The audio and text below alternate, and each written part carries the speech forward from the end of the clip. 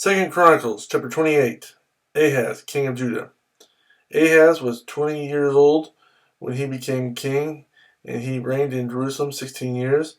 Unlike David his father, he did not do what was right in the eyes of the Lord. He walked in the ways of the kings of Israel, and also made cast idols for worshipping the Baals.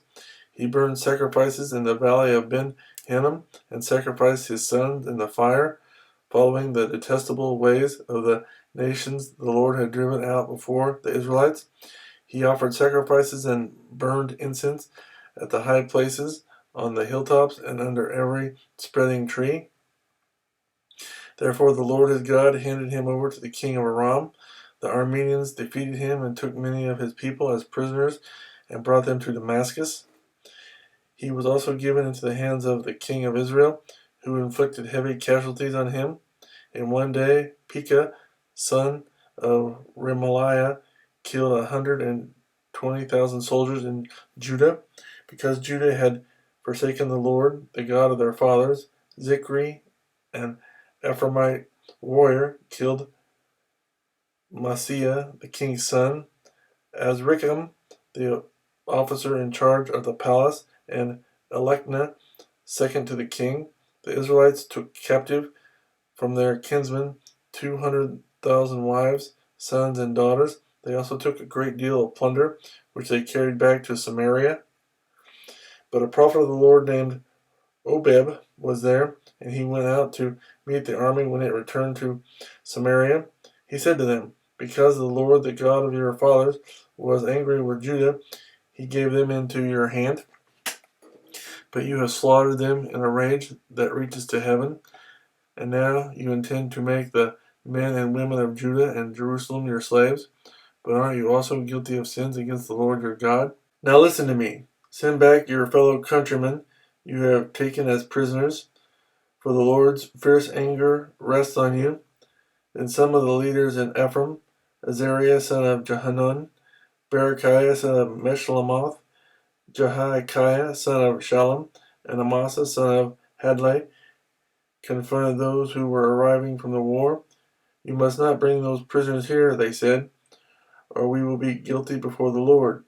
Do you intend to add to our sin and guilt? For our guilt is already great, and his fierce anger rests on Israel." So the soldiers gave up the prisoners and plunder in the presence of the officials and all the assembly.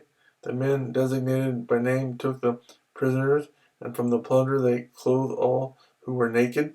They provided them with clothes and sandals, food and drink, and healing balm. All those who were weak they put on donkeys. So they took them back to their fellow countrymen at Jericho, the city of palms, and returned to Samaria. At that time King Ahaz sent to the king of Assyria for help. The Edomites had again come and attacked Judah and carried away prisoners, while the Philistines had raided towns in the foothills and in the Negev of Judah. They captured and occupied Beth Shemesh, Ajalon, and Gederoth, as well as Soko, Timnah, and Gimzo, with their surrounding villages. The Lord had humbled Judah because of Ahaz, king of Israel, for he had promoted wickedness in Judah and had been most unfaithful to the Lord. Tiglath-Pileser, king of Assyria, came to him, but he gave him trouble instead of help. Ahaz took some of the things from the temple of the Lord and from the royal palace and from the princes and presented them to the king of Assyria, but that did not help him. In his time of trouble, King Ahaz became even more unfaithful to the Lord. He offered sacrifices to the gods of Damascus, who had defeated him, for he thought, "Since the gods of the kings of Aram have helped them, I will sacrifice to them, so they will help me." But they were his downfall and the downfall of all Israel. Ahaz gathered together the furnishings from the temple of God and took them away. He shut the doors of the Lord's temple and set up altars at every street corner in Jerusalem. In every town in Judah he built high places to burn sacrifices to other gods and provoke the Lord, the God of his father, to anger.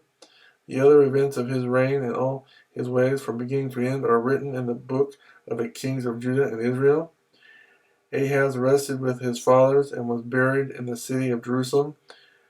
but he was not placed in the tombs of the kings of Israel, and Hezekiah his son succeeded him as king.